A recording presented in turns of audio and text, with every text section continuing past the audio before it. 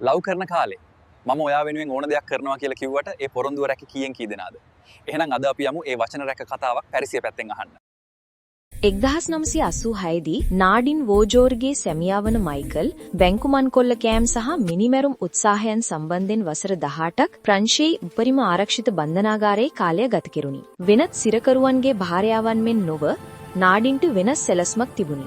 ඇය හෙලිකොප්ටර් පියාසර පුහුණුවීම සඳහා එක් වූ අතර මාස ගණනාවක් පුහුණුවීම් කළාය. මේ සියල්ල මයිකල් ඔහුගේ සිරමෙදිරිය ඇතුළත සිට බන්ධනාගාර සැලැස්ම අධ්‍යයනය කරන අතරතුර සිදුවිය. 1986 මැයි 26 වන දින නාඩින් කුලියටගත් වාණිජ හෙලිකොප්ටරයක් මගින් පියාසර පුහුණුවීම් අතරතුර ගමන් මඟ වෙනස් කළහා. මධ්‍යම පැරිසිය හරහා හෙලිකොප්ටරය ලා සැන්ටේ බන්ධනාගාර වෙත පියාසර කළහා.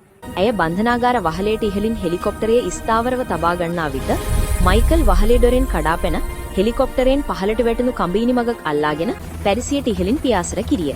මයිකල්ගේ බන්ධනාගාර පලා යාම ලොව පුරා ප්‍රවෘත්ති බවට පත්විය. නමුත් නිදහස කෙටි කාලීන විය. මාස 4කට පසු දෙදෙනාම නැවත අල්ලා ගන්නා ලිදී. මයිකල්ට ඔහුගේ සිරදංගොමට තවත් වසර 17ක් දිගු කරන්න ලිදී. ඇගේ ක්‍රියාවන් ගැන විමසූ විට නාඩින් ප්‍රසිද්ධිය පැවසුවේ මට හැකිනම් මමය නැවත නැවතත් කරන්නෙමි යනුවෙන්. ඔයාලට තව මේ වගේ ලෝකයේ පුර සිදුවන සත්‍ය කතා දැනගන්න වගේම බ්ලොග් බලන්න අපිව ෆලෝ කරලා තියාගන්න.